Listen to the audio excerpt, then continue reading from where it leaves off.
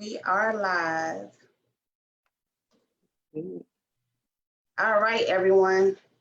How's everybody doing tonight? So thanks for joining. We're going to switch it up a little and talk about hiring do's and don'ts. It's so important in the hiring process throughout applications or interviews that we discuss this topic, especially with the economy beginning to opening back up, people having to reapply. We want to share some insight to everyone. Don't know if it's going to stay open for sure, but we want to make sure we come back in positive and strong. So just some few business owners on here that have been able to have that experience, definitely kind of can give share some input and some feedback. So join us and you're welcome to ask any questions as well. Please, if you're doing the rewatch, let us know that you've joined so that way we can make sure we chime in. My name is Autumn with ADQM Solutions, where I do business consulting. I help to solve your problems for professionals and business owners. And this is the crew. I'll go ahead and pass it over to Carissa for her introduction, and we'll keep it going. Hello, everyone. I am Carissa with Jazz Poetry Cafe and No Fear Productions.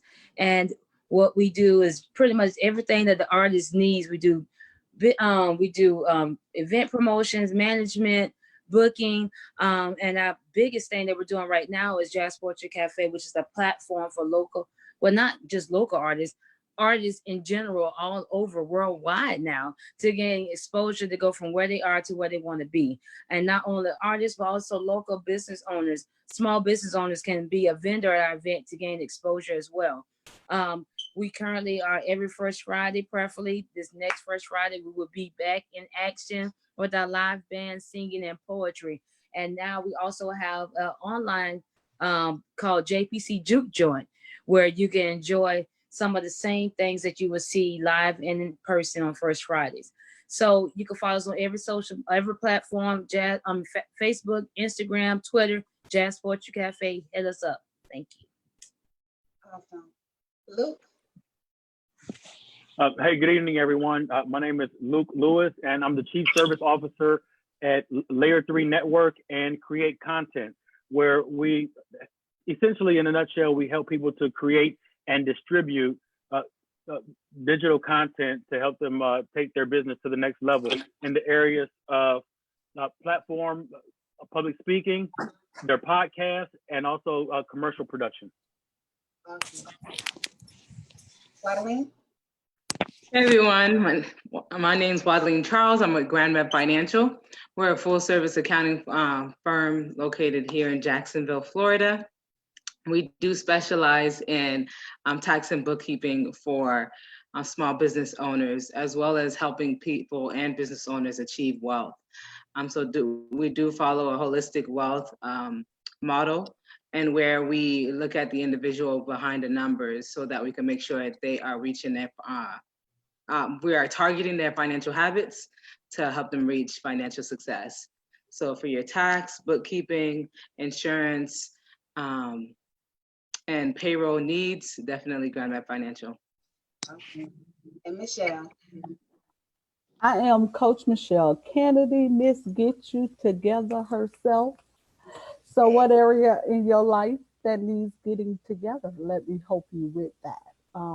I offer life coaching services in about 13 areas: business coaching, relationship coaching, marriage coaching, divorce coaching, because I've been both, as well as mentor offering. Currently, I am running the Embrace You Training Solution company that offers a certification in life coaching. So if you are interested in becoming a certified life coach, please hit me up. You can reach me on all social media at Coach Michelle Kennedy, and that's Canady. Awesome. All right, so let's get into it. I want to dive right into it. We got 12 followers on. I see it continuously growing. So I know the conversation is definitely there and people are interested. So the do's and don'ts for applying and interviewing.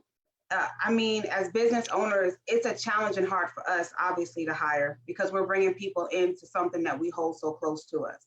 So it's important that, you know, we take the time to do what? Like, what are we, people, I think, mislead to feel like sometimes we're okay with turnover or we're okay exposing everyone to something.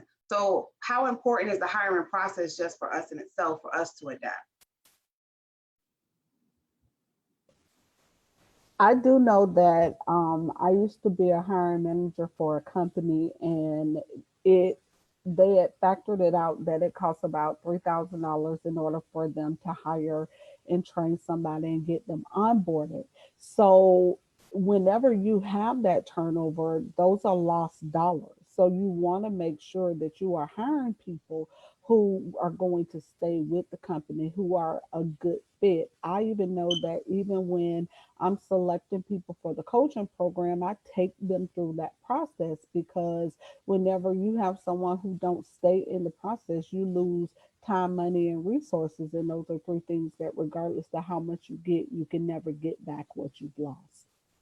That's very true. What are some other things? Like, do y'all consider, well, like I definitely enjoy training people because I feel like I give them the ability to kind of be able to actually, they don't come in as strong, but they come in with the ability to learn and they're adaptable. But some people may not, prefer to train people. What are some insights that y'all have about that? Because some people feel I can't apply for it because I don't qualify. I think that's the one biggest mistake that some people do make. Definitely a mistake, I think, because just like we were speaking before, I've learned the hard way that for me personally and my, based on my leadership style and the way that I move, I would much rather hire a person over a position. I would much rather hire a person that has character, somebody who has discipline, somebody who is hungry, and they may not know the job totally. They may not know it in and out. I can train the job, but I can't train character. Mm-hmm. So if I have somebody with character that is, and when I say Terminator, so for example, I'll tell you a quick story. Right before I got my real estate license, I was in a classroom full of people who were preparing for it, and the person leading the session, they shared with us that there's a young lady who took the real estate exam 7 times in a row. And so keep in mind that when you take the exam, you're still paying for it. She took the exam 7 times before she passed, before she became licensed. And so the question was, how many of you, and this was a room of about 30 people, how many of you would want this person on your team to do real estate sales? And almost nobody raised a hand except for myself and one other person. And she made us explain why, because it was, no one else in the room raised their hand. She wanted us to explain why. And at the end of the day, it's because this young lady was a Terminator. She didn't stop. She failed 1 time. She failed 2. I need somebody on my team that will keep going beyond all the obstacles. She see a brick wall, she's going through it. She see a chain link fence, she's climbing over it. She's doing whatever she got to do to get to the goal, because all the other soft skills I can help with. Sorry, I just got a little excited on that. Oh, that was good.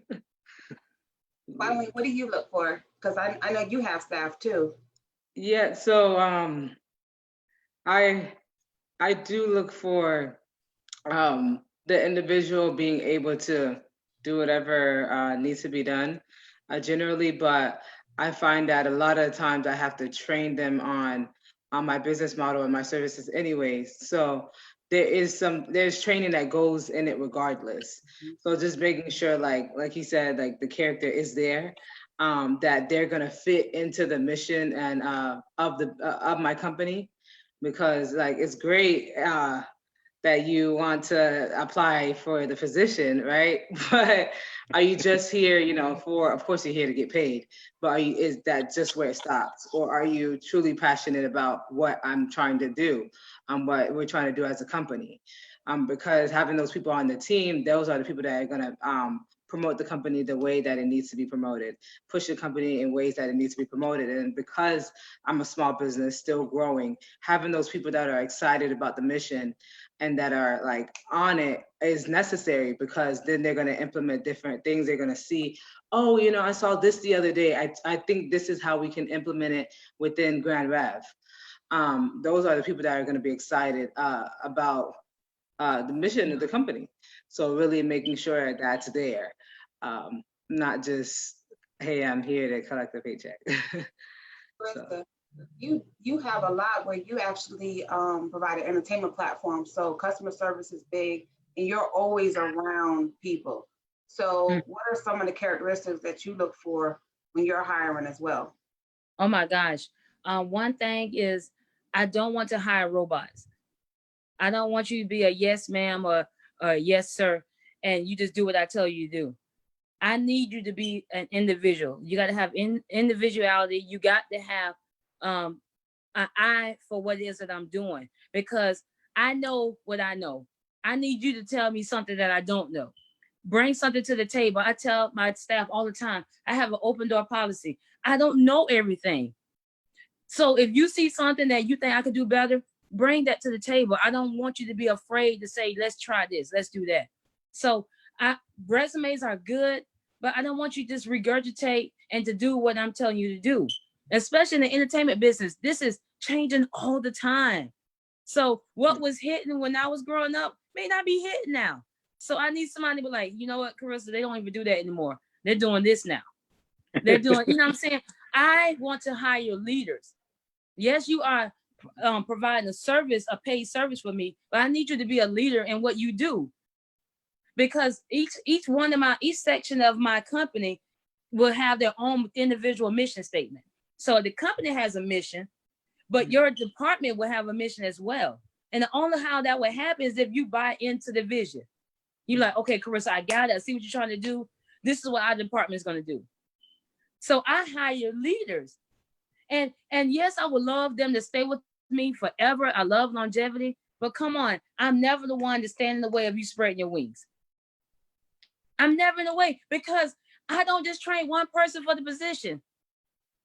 When you work for me, ding, ding. You go from working at the door to serving VIP. Wherever I need you, that's where you're going to be at. So it's not going to be a loss if somebody say, you know what, Carissa, I found a better position. Hey, I'm going to praise you, keep it moving. But the show must go on. See, I think we put too much stock in like, oh my God, they're leaving me. I don't want them to leave me. I put so much time and effort in them. I put time and effort in everyone. I put time and effort in everyone. And so in the job, I'm willing to train. I train other people to train people, because if you are the one that they're always pulling on, you would get drained. Absolutely. Train people to do what it is that you do. I am known for working myself out of a job. You hear me? I am known for doing that. Learn what I do. Here you go. On to the next thing. And so I hire leaders. That's what I do. What you said was big. I do resume writing, but the resume is only going to get you in front. You still have to seal the deal. So you can't, like I tell people commonly, like, no, we can't fabricate this resume. We can't add these things on here. Accurately, what do you do? Let's make sure we can reflect it and be strategic, but you have to be able to back that up as well if you get the interview. You know, you have to be able to back it up.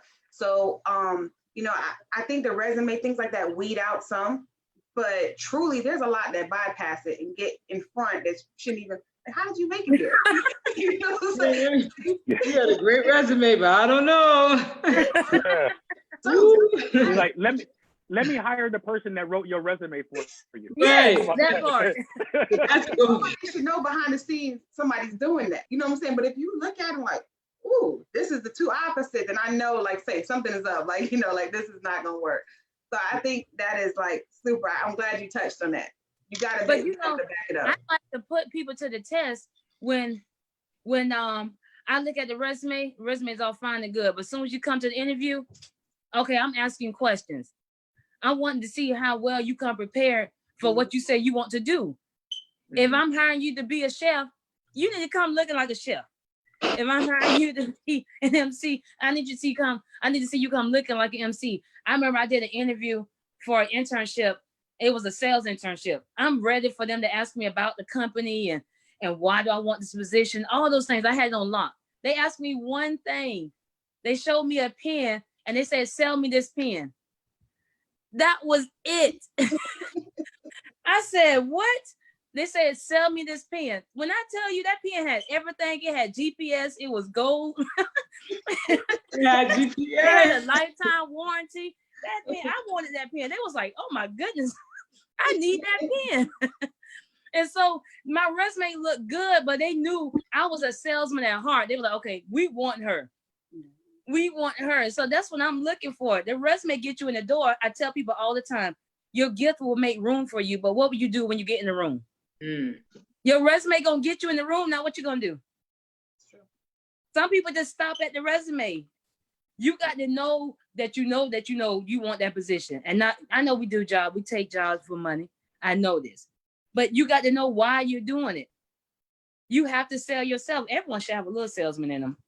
Yeah. Everyone. Because at the end of the day, you have to sell yourself. Yeah. I mean, you know, and it's not necessarily a negative thing, you know. You know, for some folks, it sounds, or they have a negative connotation around selling yourself, but you're not selling yourself in a negative sense. So there's a healthy way and there's an unhealthy way, right? But if you think about it, it's natural to us. So picture this: as kids, even my son demonstrated salesmanship when he first started being able to talk. He would go straight to mom. Mommy, you so pretty. Your hair's so nice. Oh, mommy, you smell good. By the way, can I have an ice cream sandwich? And every time she said Sounds yes, about right. because she look at his face, she look into his eyes, and she can't say no. So this is where CYA actually comes in also, because you have to consider your audience. That's what CYA really means. He knows that he don't come to me with that. He goes straight to mom. So he even isolated his target demographic, his target market. He knew who it was. He went straight to it, and he got the bag. Smart man. Yeah. So if any business owners on here, you're more than welcome to go ahead and chime in, put your comments, any professionals on if you have any questions. Please. Michelle, I know you looking too, so I know you got my back on here and everybody else on here. So we're gonna go on to the next one. Can I say something real quick to what he said? When he said consider your audience, that's another thing. When you're hiring, especially if you're the owner, if you're considering people that you're related to or that you know, have somebody else do the interview. Because you may not be able to make the best decision. They're going to get the bat in their eyes and tell you that sob story. And you were like, oh man, I do know your mom. I'm going to hire you. They may not be the best person for the job. So, hey, I had to do that a lot. You know what? I love you. I'm going to let you talk to my team member. You get what I'm saying? That's good. Pass it on to somebody else who can be objective and be like, you know what? Thank you for applying, but you're not the great fit for the job. Right. That is true. That's very true. What's one common factor or mistake that you commonly see amongst applicants that eliminate them either during the application process or the hiring process? What is one thing that stands out to you as a business owner that is common across the board? I got one. I'm about to take the one we talked about. I had it though. Research. You have got to research the company. So one of the main things when I was on the hiring pool, we would ask and say, tell us a little bit about the company. If you're dumbfounded, you cannot say you didn't do your research. Why truly are you applying for this job? Like, why do you want to work for this company? Because you didn't even make sure that we are legit. Like, why? Like, you didn't do your research. To me, that was the one thing I tapped out after that. Like, I was disconnected. But you want me to be connected with you. So how can you get me connected? Do your research. I see how interested you are. That is one thing I see commonly that we drop the ball on. I know one thing that I've seen happen like over and over again is people being disqualified because their name may be something that is ethnic or tell what region or what area they are from. So positioning your name in a way that they can't tell whether you're male or female, or whether you know what color you are, or what your nationality is, because of qualified even get their foot in the door, just simply their name. One thing one of my professors in my business course said, as well as removing your zip code from off of your resume, because they will disqualify you because of the side of town you live on. Wow. So things into consideration when you're doing your resume could be the what either get you in to get an opportunity to sell yourself, or you never even get to the door. That's a good point. The resume. I actually did a resume, and the email was like "juicy booty" or something like that. We just got to come off like, I need a professional email. Like, you know, Exactly. You can't. But people don't realize they're using the email, and it's just random different ones. They're not clear. Like, you have to actually show your worth by some of the little things they read. They don't even make it past the next section. Yeah. Yep. Also, I would say also like grammar. oh yeah. I see her. Okay. Yeah, grammar, like poor choice of grammar, and also the format of the resume. So like using, if you're gonna be using present tense or verbs or whatever the case may be, make sure that everything's spelled correctly and that everything's in the right tense. You know, just making sure that you are editing like everything out of your resume, and that it's not messy, so easy to read, because we're looking at so many.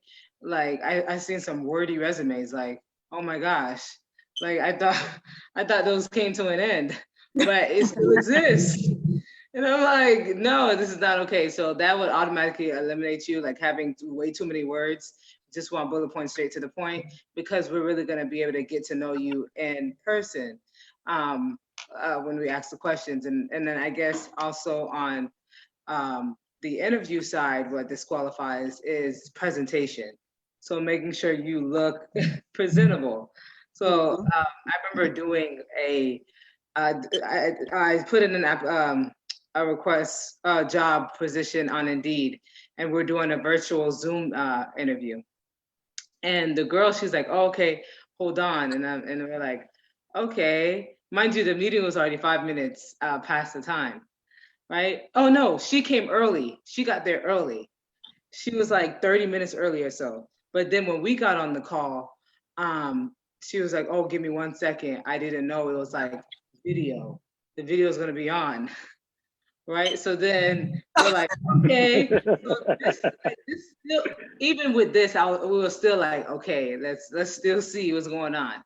And then during the interview, so she didn't have bottoms on, but she threw a blazer. She threw a blazer on, didn't have bottoms, and you can see it. Like, I'm looking at you, and she set the computer far away from her. So you can see like that, like everything she had. Oh, it was wow. like pretty bad. So it was like, yeah, this is not working. So making sure that even if it's a Zoom, a video call interview, making sure that you have on bottoms, and top and bottom. Like, Because we can. Like, it's sad that we have to say that, but we got to say it, I guess. Yeah. personally, I want the job that bad. I'm probably going to do a pre-recording of myself just to see how I sit, what it looked like. You know what I'm saying? How I sound, and be clear. Like, I'm going to actually try it out myself first, and then kind of put it, because that's just me. But like, I'm hungry, you know what I'm saying? I'm hungry to the standpoint, I want to remain and show the quality of me. Like, so I'm like, it's so important, but those are the minor things that people don't realize. Another thing, like when my son, when he got his, actually, I'm happy to say that I gave my son his first real job. But when he went to apply for another job outside of me, my kids, they always come back. Every youth that worked for me come back and say, oh my God, Jazz Sports Cafe taught us and prepared us for our next job. They learned inventory, customer service, everything. And so when my son went to go interview for another establishment, I'm like, okay, let's go do some interview questions. So I gave him I researched the typical interview questions, and then I drilled him on those interview questions. And then when he went to the interview, he was like, oh my God, Mom, all those questions you asked me, I already knew the answers for him. And so it's like he was already prepared. There's no and all this stuff. I got it. So you have to prepare for what you pray for. I tell people that all the time. You have to prepare. So go to do those interview questions. Have someone else to ask you the hard questions, not just the easy ones that you know, but the ones that you wouldn't even think the job would ask you. Go through those things and prepare for it, because you can't just because we're in a pandemic doesn't mean you get a pass, you know what I'm saying, to be lazy. You're already at home, but you still have to do your due diligence to prepare for the position, because they want the best of the best. We're not going to be home always. So prepare. Yeah, I think it's important to get advice, because, and this is for anybody watching that may see somebody, oh, Mom, you don't know what's going on now, or you don't know, like, we had to get to where we are by putting ourselves out there. Nothing was really given to us at all. So there's opportunities I applied for, I didn't qualify for. There's things that I pushed. So when we kind of give that advice and helpful hand, like if you really admire somebody or you see their growth, like take heed to it. It is valuable information. Like they're not telling you just to talk. Trust me, they're not. They're definitely on, and they're on board on your team to support you. Luke, you got anything?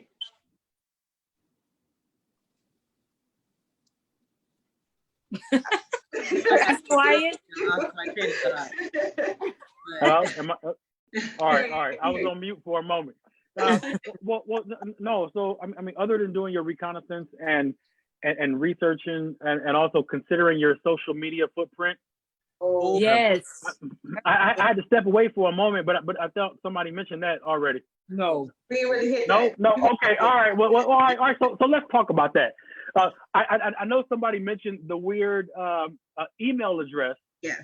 You know, when it's like, all right, well, how can I reach out to you to let you know if you got the job or not? And it's, juicybooty, cpuppy.com, or whatever. But also considering your social media footprint. So one thing that I preached before is, all right, well, just because you do something, that doesn't necessarily mean that you want to advertise that thing, because there is no your space. So you remember a couple of years ago when it was when MySpace was really popular.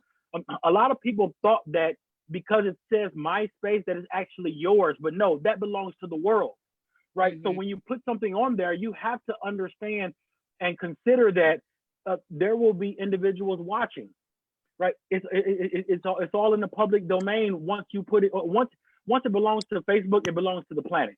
Or once it belongs to Instagram, who is owned by Facebook, it belongs to the planet. So you have to remember the things that you're posting and ask yourself, does this help me to further my goals or not? Because I don't want to, we're not placing judgment on anybody, but when we see something, we can't unsee it. So if I go to your page and I see something that does not line up with my business, then I may second guess whether or not. And like I mentioned, there's no judgment on what you do on your own time. However, if you're advertising that about yourself, what would you advertise and show the world about my company after you become a part of it? Some companies look at that affiliate too that don't want to be associated with something that they may see, but they have that right because it's their company. That social media is big, and trust me, private does not mean private. It's really public. They can still get around it. You can still see whatever you want to see on it. Like, you just got to be mindful, especially if you're out there applying, because if you notice, like jobs, they actually ask sometimes for your social media, or they have people that actually research that. Yes. I ask. I do social media. But it shows, I think, a realistic point of who you are versus when you come in the door. So if I catch a video of you and then you come in like suited up and like I see you could be like, okay, like I can kind of see, like I need to figure out who is the real you in between, definitely to represent my company. Yeah. Because when we come to interviews, we bring our representative. We bring that person as, but when you go to your social media, we find out who you really are. And a lot of companies disqualify you altogether based on what they see on your social media. But not only, also as business owners, customers will disqualify you based upon your social media. Yes. And I tell this story because it's hilarious, but it was very, very, very eye-opening. Like the night, I wanted to just vent on social media. And so when I started typing it up, you know, that little spirit voice said, don't put that on there. So I done deleted it and typed it, deleted it, typed it, deleted it and typed it, and then I just closed the phone. I'm like, man, I'm just not gonna type it. So a couple of days later, I went to sit with a client who was wanting to do a contract with me for me to write some curriculum for the nonprofit.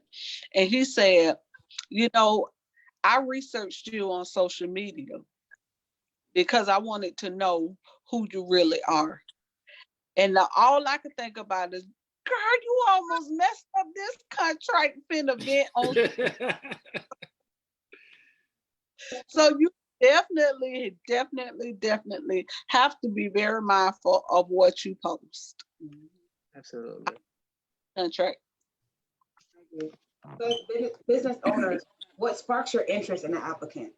What kind of keeps your attention? What kind of keeps you engaged on them? So we talked about the things that kind of disengage us, but let's help support anybody on here that is job seeking or can need some helpful tips. What is something that really sparks your interest where you're in tune with them? When you tell me something that you don't think I would expect. You know, when you're listening to all these applicants, everybody's going to say the same thing. I'm a hard worker, I'm a team player. Okay, everybody's going to say that. Can you tell me something different? You know what I'm saying? Those people that go outside the box, I'm like, oh man. Like I went on them, you were with me that time we interviewed someone for our staff. We interviewing you for a hosting position, and then we were talking about her experience with you. Yeah. I was like, yes, I definitely want you on my team because we deal with youth. And so that's something that I didn't even list as a prerequisite. And so by her offering something outside of what she thought I wanted, made her more prominent to be chosen. Right. So give me something different. I know everybody's gonna say the same hem-ha stuff. Give me something different. That's what I look for. Something that's gonna make you stand out. I remember the guy when I met Autumn, when he talked about his rabbits. If I didn't remember anything else, I remember that he had rabbits. So I'm that person. I remember something about you, that outlier. Give me an outlier. Make sure it's a clean outlier because we don't need no, Right. Don't tell a nasty joke or something. Exactly. Tasteful outliers. I would say one thing would be like to bring up something that you can like already add to the table. So looking like in your research on the company, maybe you looked at their social media, checked out their website, and you saw something that stood out to you that you're like, oh, that should be changed, or maybe what if they do this? So if you were to come to the table and you're like, yeah, my research, I saw, make sure it's not like, oh, I think your website is trash, don't say something like that. but come with something that's already like, oh wow, like you did your research. It shows that you did your research on the company, and it shows that you already want to contribute to making the company yes better. I like that. So just put it, and then they're gonna keep that in mind. They're gonna be like, oh yeah, that one person that did make that critique or that did make that suggestion, stuff like that. So it shows that you're eager to get kind of started. I like the follow-ups. I kind of like when someone who applies kind of reaches out and follows up. To me, follow-up, it determines a lot. If you write me and say, hey, I like what's going on, I'm like, wait a minute. But if you come at me still professional, even with the follow-up, I can kind of read. But I like the follow-ups. It just shows me to validate what I saw in the beginning, the resume, the interview, and the follow-up. All three of them align. I'm like, okay, this is the ideal candidate. Yeah. Those follow-ups are big to me. Yeah, I like follow-up. I wrote down a couple of things. One is readiness. Be prepared. Like, come with a pen and a pad. Come with copies of your resume. Know your resume, especially if you're somebody else to write it. You need to be able to have reviewed it to what's on your resume. And then show them how you're the solution to a problem, because buy solutions. They don't buy product. They buy what the solution is. So if you're hungry, the solution to you being hungry is food. So be the solution. And then the other thing I wrote down was, when it comes to you having an interview, be prepared for those situational questions. Research the STAR method, because whenever they ask you those situational questions, they are looking for a certain formula of, you know, tell me about a time when you, like, they want to be ready to tell, to give them an example. Ask those to make sure that you're not just fluffing, and that you are a critical thinker. Mm-hmm. Has anybody used the question method or familiar with it and seen it? I see it used often, and they weed through it, and it kind of helps, but then at the same time, it doesn't give you a real, if you're not a good test taker, it's not a good idea either. You know, like, you have to be really focused with some of those answers to know what they're actually trying to get from them sometimes. But there's a formula for those questions, and it's called the STAR method. And hold on, I used to know it by heart when I used to do interviews, but it's what they're looking for: the question, what the task was, the action, and the results. So that's why they said, well, tell me a time when da da da da da. So when in your preparedness, knowing that, okay, so when they ask me for those questions, they're really looking for an actual situation. It helps and it benefits, because I career coach people. That's one of the main things I tell them, because almost all companies are going to the situational questions instead of just basic questions. I agree. I think it helps to, I hate to use the word weed out, but before they even, a lot of business owners and companies look at the time factor. So the time they have to invest for the interview. So they go to the process of resume, to the questions, anything they can. So when that interview comes, it's productive to them as well. And they're making use of their time. So they utilize those questions a lot. A lot of people are actually going to that method. Mm-hmm. One of those questions I always say, anybody who asks me about interviewing, when they say, what should I say when they ask you a weakness? Do not give them a negative weakness. It's a setup. Give them a positive negative. My go-to is always, when they say, what's your weakness? I say, I am a perfectionist. I'm always too hard on myself and I don't stop until the job is done. You see how I did that? It's a play on words. Do not give them a negative weakness. So you just have to be a critical thinker, and you have to be prepared. You know, they're going to ask you those things. They're going to see if you could think on your toes. Just be prepared. Be prepared for no matter which way it goes. Have those answers in your pocket. If they ask me this, I'm going to say this. If they're going to ask me this, I'm going to say this. Have those in your pocket, because I'm telling you, those are points. That's a bad look. That's a bad look. On the job you're going for, definitely. Exactly. And if you do need a moment to think, it's okay to be like, that's a great question. Let me give it some thought. Instead of you saying, well, like, sometimes they're good questions. So sometimes you really got to think about it, but it's okay to say, that's a good question. Let me give it some thought. And then take like just 2 seconds. So that's a great point. And that's when your preparedness come in. Just like Sister Get You Together mentioned, when you show up with your pen and your pad, you can actually say something like, that's a great question. Please give me one moment to jot my initial thoughts down really quick. And meanwhile, you're stalling so that you can gather your thoughts. But when you say, all right, yes, Ms. Candidate, that's a very good question. I've been thinking about that for a little bit, but give me one moment to write down my thoughts so that I can present them to you in proper order. And you boom, boom, boom. But the whole time, even if you didn't write anything down, but you gave yourself a moment to shuffle while you get you, because what you don't want to say, like just like Sister Charles said, is you definitely don't want to do that. I like that approach. Very professional. to repeat the question, and you Yeah. can spit.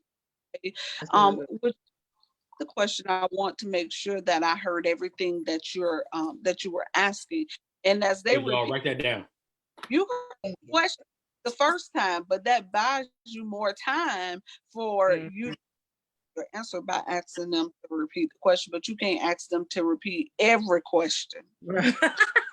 Oh, can you repeat that too? That one. I know this is the fourth question, but can you? So with everyone that you've seen, we've talked about the common mistakes. We've talked about some different do's. We know kind of the people that apply.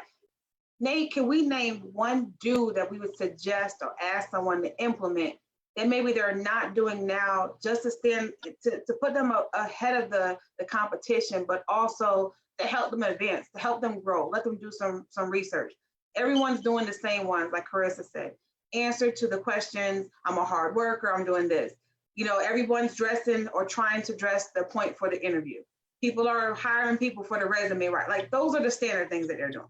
What is something that they can do themselves, that they can implement to actually be a key factor to support their growth, professional growth? Research the company. Oh, go ahead, Luke.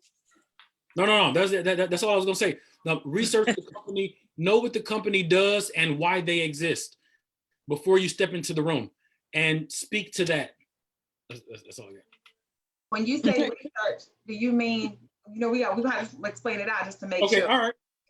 You mean like Facebook or Google review research? You talking about it all? Should they utilize as much research as they can, or?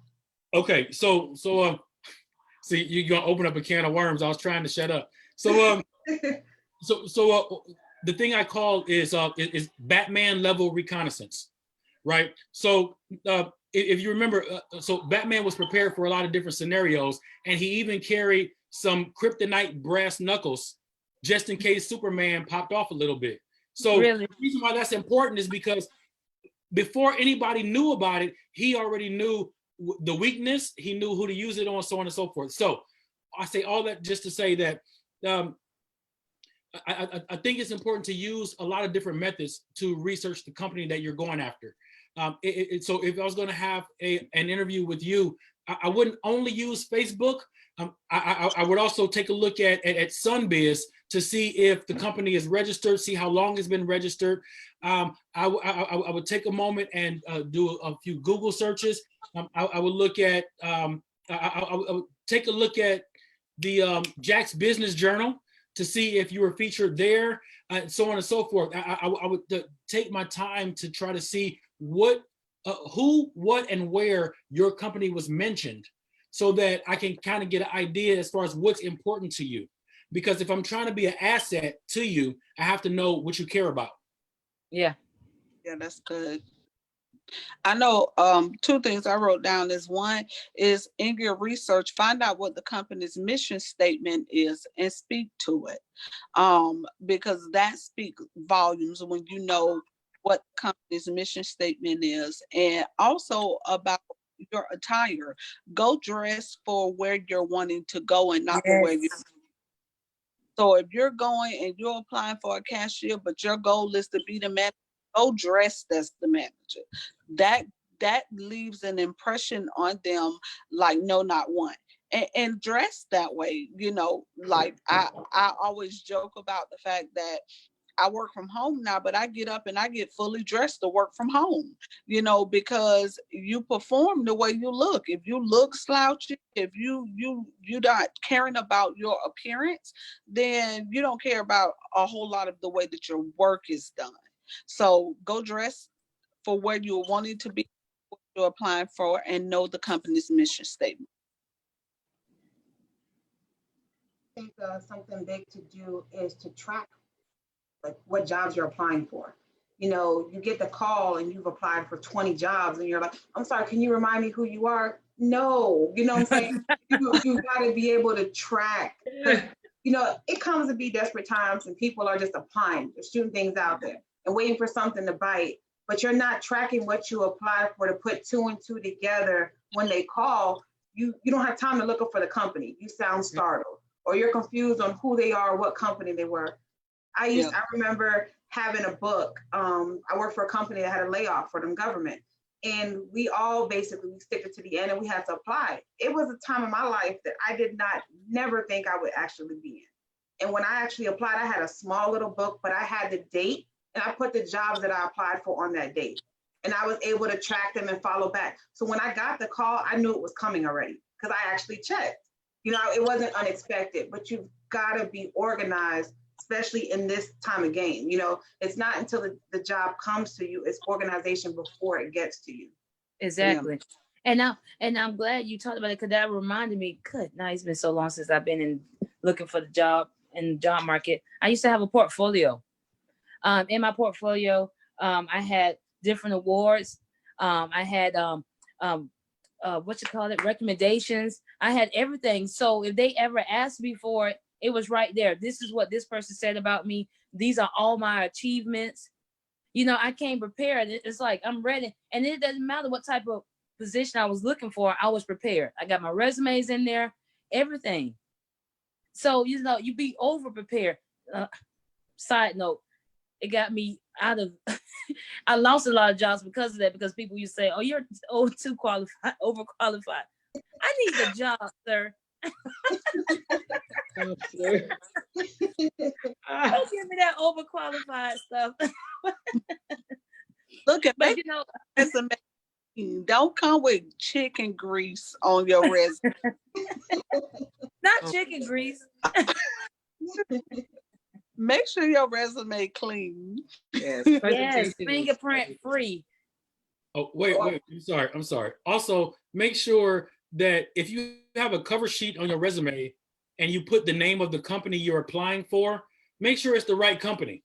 So don't make so for example, don't show up to interview with me and it says thank you for your time, Autumn at ADQM. It's like, well, how many of these did you print up?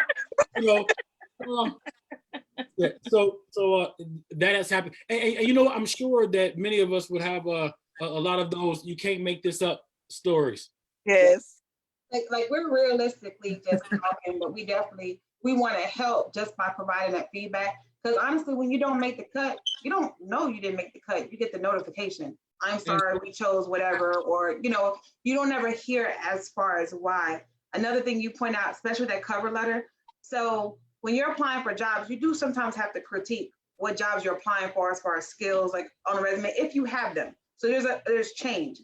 But if you're applying for the same company, multiple jobs, and you're drastically changing it, you're not going to know what resume you gave them.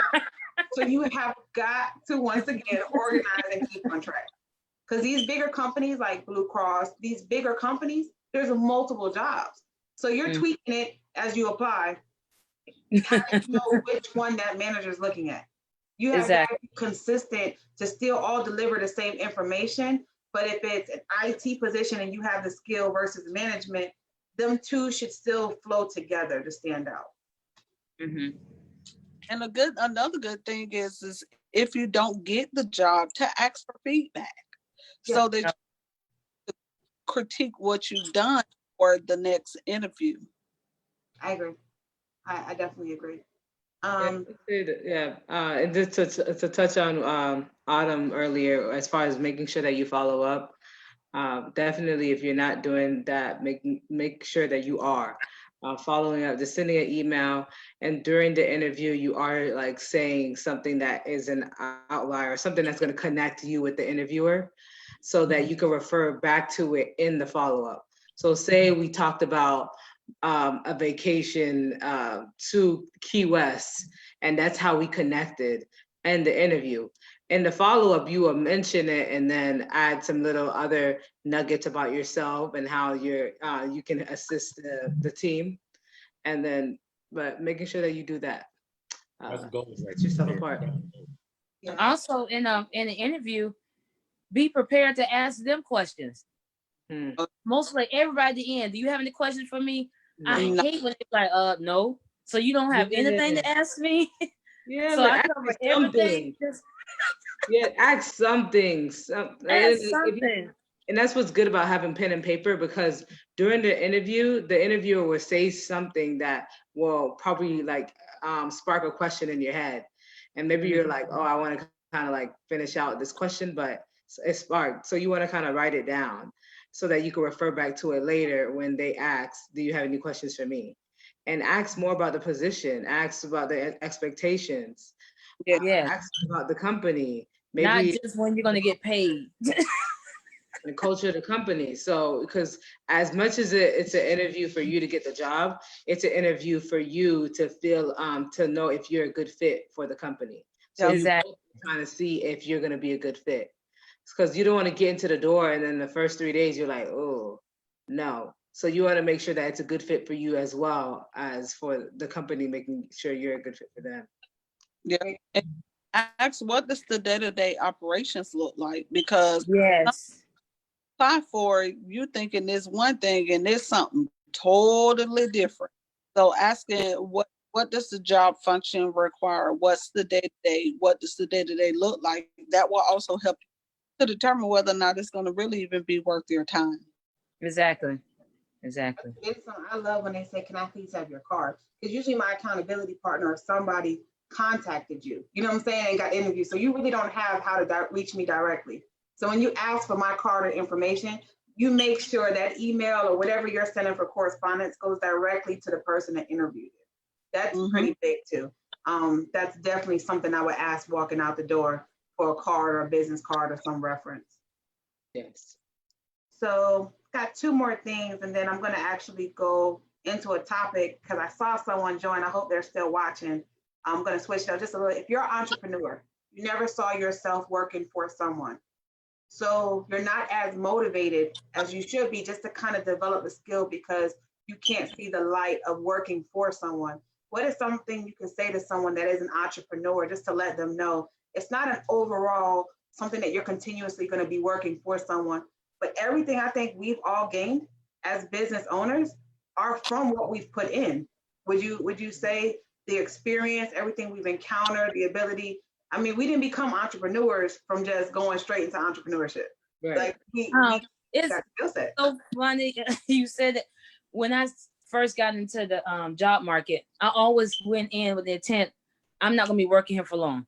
I'm here to learn what I need to learn so I can apply it to my business. And that's always been my mindset. No matter what job I did, I'm learning what I need to learn so I can apply it to my business.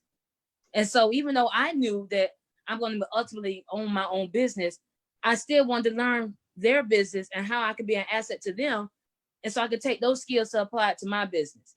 You know, I didn't have the mindset, I don't need this job.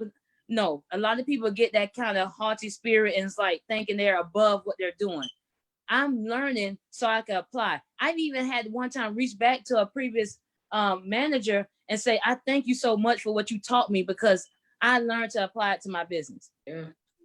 Because learn what they do, because this is all training for your business. You don't have to make the same mistakes and pitfalls they did when they started their business. Exactly. So if you're an entrepreneur, learn where you are so you can apply it to your business. You can learn how to be a better manager. Even if you got a sucky manager, you learn what not to do.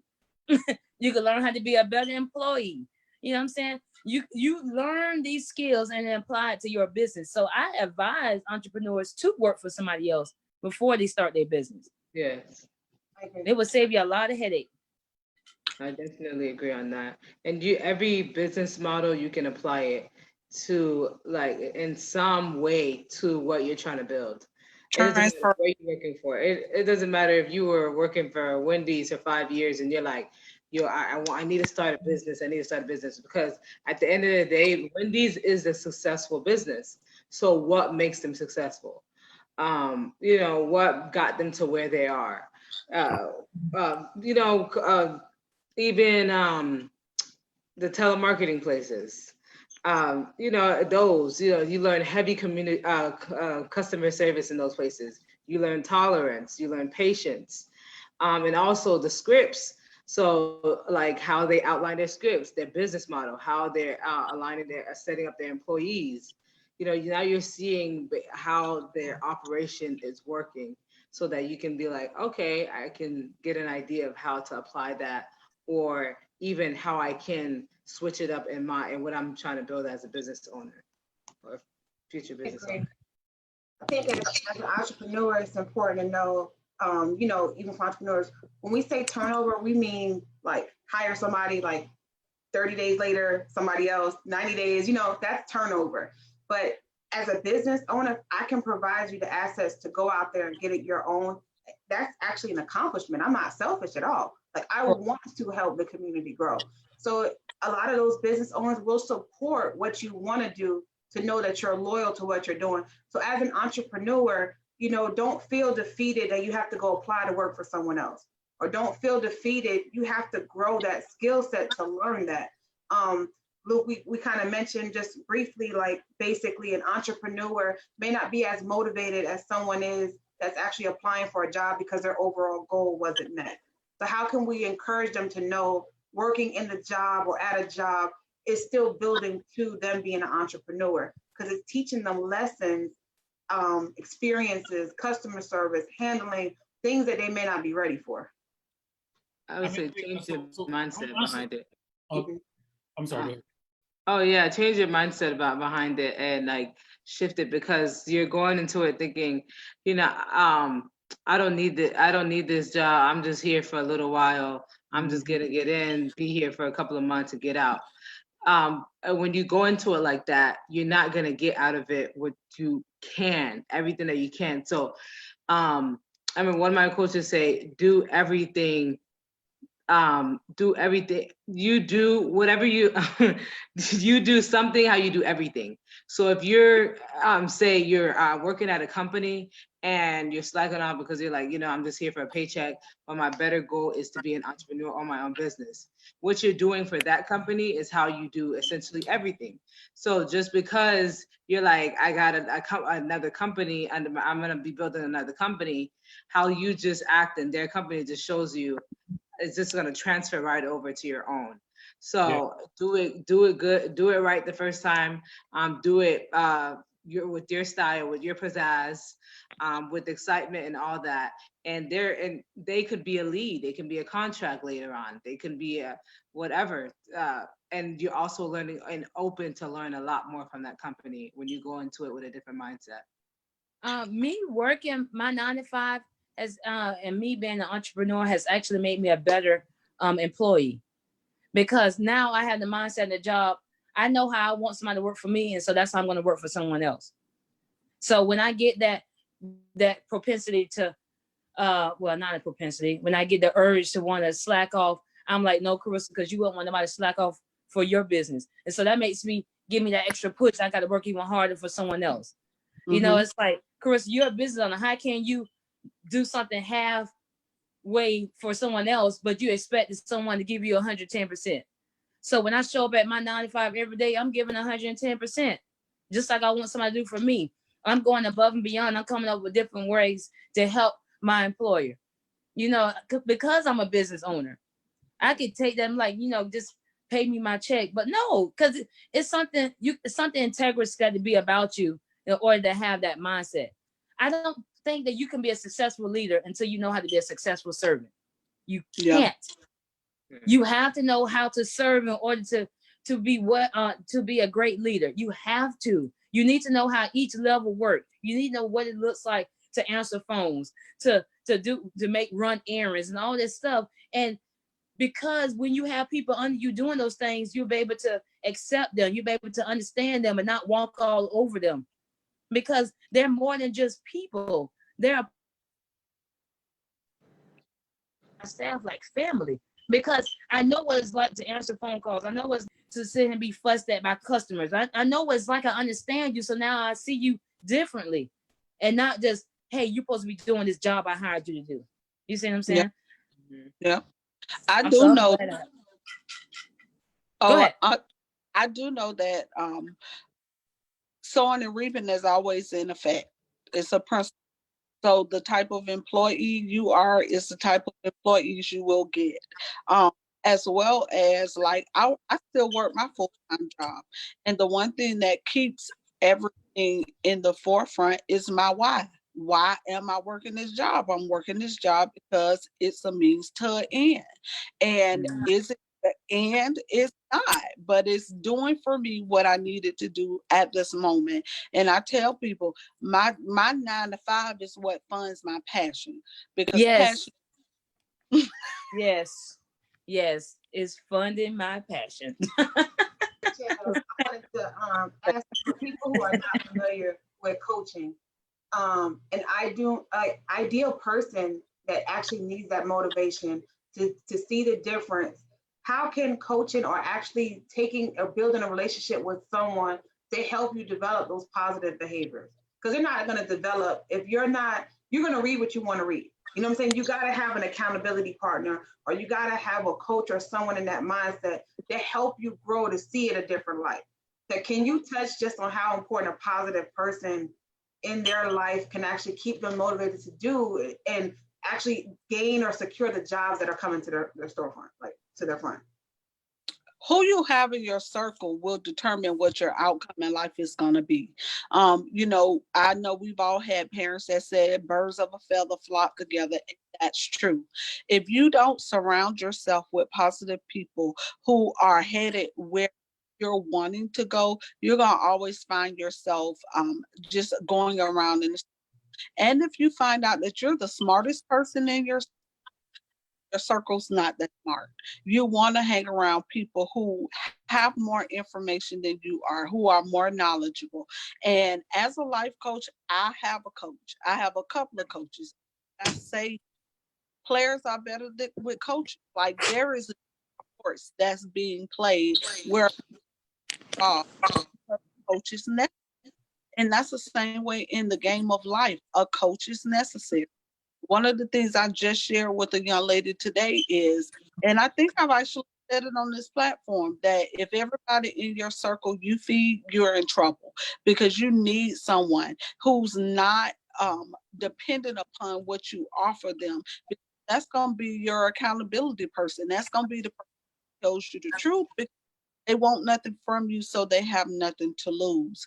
And my last point is, I posted today and I said that a good coach coaches the game, but a great coach changes lives. If you don't have anybody in your life who has the ability that makes your life, you need to reevaluate who's in your circle. I'm glad you touched on it, because some people don't know. We all have coaches. We all have positive, no matter where you are, what level you are, you know, you utilize it. You know, it's definitely there and it will help you. So the last thing I wanted to touch on is what advice or how would you advise someone something for them not to do at all? Like make sure that they're doing it, they're consistently doing it as far as applying for a job or interviewing. What is the one thing you want to encourage someone that they may not need to do as an applicant to be aware of? Apply for a job you really don't want. Exactly. That is true. Yeah. Don't just be applying just to be applying, because at the end of the day, that's the job that you're going to be working for every day. And you want to be the best you that you can be, because say if you apply for a job that you don't really want, and then you wind up seeing a job that you do want, that person that the job that you don't want may know the people that you don't that you really want, and they be like, no, don't hire that person because they're a sorry employee. People talk and they be like, have you ever heard of so-and-so, and then you done shot yourself in the foot. So whatever you do it well. Even if you wind up taking a job you don't really want, because I know how times are right now, and you may not have a choice to pick whatever you want, do it well. Whatever you do it well. Do it well. You got to have integrity about what it is that you do.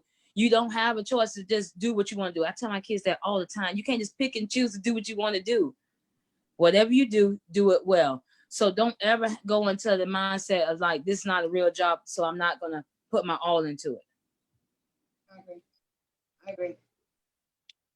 I think be open for, some feedback and criticism. Don't get offended or don't tap out if they're telling you something that you don't want to hear. They're actually helping you to be a better you, a better asset. Some people often take the the negative feedback they may say, but it's not really negative. It's just critiquing. It's helping them to be more knowledgeable or be able to be more successful. They take that as a negative and their whole mind is gone. So they're doing the job wrong. They don't care. They're not focused. They're not committed.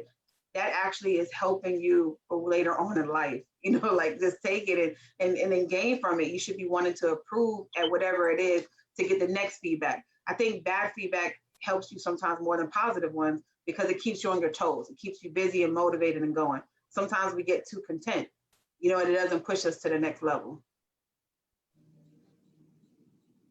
Wadeline, Luke, you have anything to offer on the don't? I know we probably touched on them, but I mean, so I mean, the biggest don't would be give up. Don't just take no for an answer. So if it's something that you're really passionate about, and on this day you could have been having a bad day, and today is the interview, and you had a bad day, things didn't go the way you wanted it to go, and so the interview reflected that. So don't just walk away feeling defeated. Don't just walk away and not re-engage. So if that has happened, those are the two don'ts. Don't just walk away feeling like you cannot re-engage. I would much rather someone reach out to us a day after or 2 days after an interview and say, hey, listen, I'm really passionate about the company. I'm really passionate about the vision. When I read your mission statement, it put fire in my bones and I'm ready to go. But on the day of the interview, I had some issues and so on and so forth. I would much rather that transparency, that willingness to be vulnerable, because guess what? Nobody's a robot and we're all human. So it can happen. And if I expect that to never happen in someone's life, then I have unfair expectations. So don't give up. Don't take no for an answer if you're really passionate, and don't second guess yourself. Way to get the job. You can do it. I would have to say, definitely don't. So sometimes the interviewer will ask what happened at the previous employer, or they would say, "Oh, why did you leave the previous company?" or whatever the case may be. But I would have to say, don't bring up like a horrible story. Don't badmouth. So I had some manager and we was just like couldn't get on the same page, and she was just irritating and and I was like, oh no, I was not gonna have it. Like don't do that. Or like their place was just so dirty. Oh my God. Like, so don't trash anybody. Don't make it like some outrageous story. Sometimes they do ask what happened with the previous employer or why the separation happened. So you want to make sure that you're giving something clean, that you were looking for a new opportunity to increase your skill set, you know, something, or you came across the company and you felt like, oh my gosh, this could be, I fell in love with the mission of the company. Really, you know, sauce it up. But don't go into a battle match about how the previous employer was trash. Right. So I'm sorry. I know we're about to wrap up, but Autumn, you remember with regard to create content and Layer 3 network, I've given myself the Chief Service Officer position. There is no CEO right now. There is no president, the Chief Service Officer, because I feel like regardless of who I hire or who we bring onto the team, my job is to service our clients and to service you. So if I hire you as my CPA, if I hire you as my coach, if I hire you as my business solutions, I'm still expecting to service you and provide an environment where you could flourish and expand your business as well. So on both ends, I feel like I have a responsibility. And I think that's the biggest thing I expect from anybody that comes to an interview. A service-oriented mentality. Like, all right, so if you are, I've been to places where I would engage the front desk, the front desk administrator, or the market center administrator, someone who is in charge of the entire day-to-day front desk interaction. And when you walk in there and you see some things that are kind of out of place, so just like one of y'all mentioned before, if you walk into the place and you see, all right, well, there was a drink spilled, somebody spilled some coffee, so on and so forth, and the front desk person has not been taking care of it, it kind of gives you an idea of how they approach their job, right? So I really, really think that at the end of the day, if we all approach it as being servants, servants toward one another, regardless of the position, then we will all be much, much better off. That was really good. That was powerful. Yeah, I mean, so even some new partners that a company is bringing on, right? My goal, so turnover for a lot of folks is expensive, but our goal is to have an annual turnover rate, because there are going to be a whole lot of people, because if you're hiring a bunch of leaders, some of them are going to want to go out and lead their own thing, right? So by hiring a bunch of lions who want to go hunt, some of them will stick around and some of them will go and form their own pride and their own pack, and that's perfectly fine. But I would much rather folks that choose to stay in order to further the company, as opposed to people that feel like they have to stay because they're only there for a paycheck. Exactly. But now I got something to say about people who are doing the hiring. You got to make the environment pleasant. You got to make it where people want to stay. I love, when I worked for State Farm, I'd never been with a company that was so family oriented as State Farm. People were actually there for 30, 40, 50 years. That says a lot about the company when people stay with one company that long. They're doing something right. So when I was there at State Farm, I was taking notes. What is it that they're doing to make people want to stay, to not want to look for anything else? They're making sure that your family is taken care of. They give you time off, and it's not, you're not going to take you through a whole bunch of stuff in order to get time off. It's like they actually put the cares of their people first over what it is that they need to do. And I'm like, that speaks volumes. When you see all these other people are leaving every month, as opposed to somebody who's been there for decades, that says a lot. And so entrepreneurs, you need to make sure that you have an environment that people want to do the same thing. I want to stay with you for the rest of my life, because that's basically what those people are doing. They're staying until they retire. Right. What are you doing to make your people say, I want to work for this person? When I was at Bank of America, I remember I used to go get my kids and bring them back to work so I could keep working. How many jobs allow you to do that? They didn't care about us being on the phone as long as we got our work done. I was the highest producer at Bank of America because they allowed those certain things so I could keep doing what I do. And so entrepreneurs, be mindful of your environment. You're not working one of those things like a sweatshop. Do not run your business as a sweatshop. These are still people. These people have families. Be mindful of that and care. That's what it's all about. That's all they care about. People don't care about what you know until they know that you care. When you show your staff and your employees that you care, they will fight for you and they will stay with you. So while we're doing these do's and don'ts about people who coming to apply, what are you doing to make it work for them to apply? Yes. Would you want to work for you? Right. Well, I'll be tripping. Would you work for you? Yeah. So part two it is. I'm gonna go ahead and get ready for to close and kind of give our roundtable. And if anybody watching, any suggestions, things you want to hear, like put it in the comments. Yeah, we're doing this every Thursday. We've definitely gathered a following. You can stay tuned, 7 o'clock every Thursday for sure. I do want to mention one thing. So business owners, be mindful that everyone that applies and they go through Indeed captures and actually reaches out to that applicant who said they worked for you, whether it's 10 years ago, 5 years ago, to ask for the work environment and feedback. That becomes public record.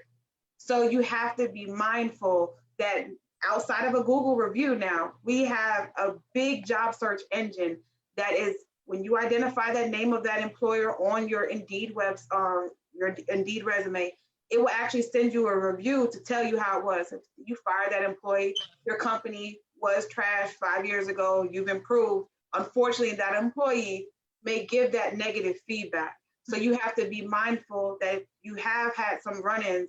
That way the positive feedback can come in to show, okay, I see the growth, almost like a credit change. You know, your credit's getting better. Okay, I see where they hit a hit. And then look, they've been consistent 3 years in a row. You know, that's what they look at for employers too. So business owners, be mindful of that feedback, especially everybody's using Indeed. It's there. They're tracking them. They're reaching out to you. So I'll go around round table again one time, so that way you can definitely note how anyone can reach you, especially we all are so different, but we all come together. And I'm pretty sure somebody needs one of us. So I'll go ahead and start with you, Wadeline. You just want to kind of just tell them how to reach you and then what you can offer to a business owner or a professional. Gotcha. So again, my name is Wadeline Charles with Grand Web Financial. We are a full service accounting firm offering wealth management and bookkeeping services, tax, and insurance and payroll. We can be reached on our website, grandwebfinancial.com. You can book a free consultation with us, and we can see how we can help, or if we're going to be a great fit and can get you to your financial goals. And on all social media platforms, Grand Web Financial as well. Let's talk about your podcast. You got a good podcast. Oh yeah. So Your channel. Sipping Wealth is the podcast. Well, it's a YouTube channel right now, Sipping Wealth. Right, we're taping the podcast right now. So that will be released shortly. But right now, the YouTube channel Sipping Wealth is available, and we have a few videos on there and continuously adding videos onto there. So definitely check it out and comment under the post, the video, and let me know what you think. Michelle? I am, again, Coach Michelle Kennedy, Miss Get You Together herself. I love that so Brandon. She comes through all the time. So whatever area in your life you need a coach, I'm here for you. Not only am I available, but I have about 20 other coaches who are a part of my network who we can refer you to. So whatever, yes. We got you covered. You don't have to go nowhere. Player is better with a coach. Also, if you are interested in becoming a life coach, look me up at Coach Michelle Kennedy, or you can go to our Embrace You Coaching business page, because our site is currently under construction. It's being built by Autumn. So the website.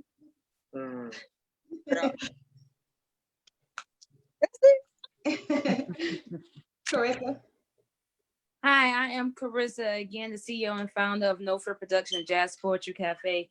And I wear many hats, but what I'm on this platform for is for artists and so small business owners to gain exposure, to expand their reach.